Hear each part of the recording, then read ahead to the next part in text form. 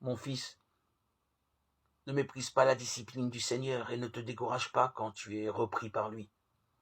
Aucune discipline, pour le présent, ne semble être un sujet de joie, mais plutôt de tristesse. Cependant, plus tard, elle rend le fruit paisible de la justice à ceux qui sont exercés par elle. Hébreux 12, 5, 11.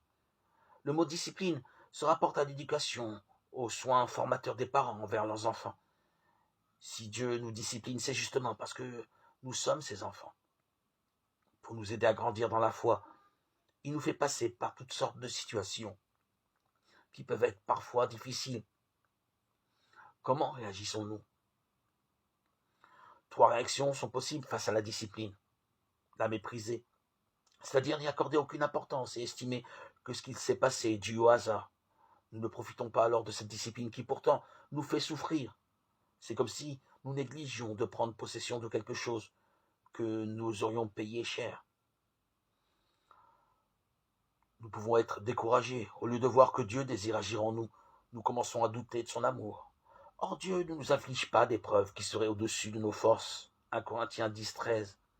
Si, sur la terre, les pères sages savent comment discipliner leurs enfants, notre Père qui est dans les cieux le sait encore bien mieux. Hébreux 12, 9, 10. Accepter la mise à l'épreuve, c'est la bonne réaction. Et la discipline peut ainsi nous être profitable. Nous serons alors davantage à l'écoute du Seigneur. Par elle, Dieu teste bien souvent notre confiance en lui pour l'affermir. Il veut aussi nous aider à identifier nos fautes, nos faux pas et leur origine. Laissons Dieu nous sonder. Psaume 139, 23.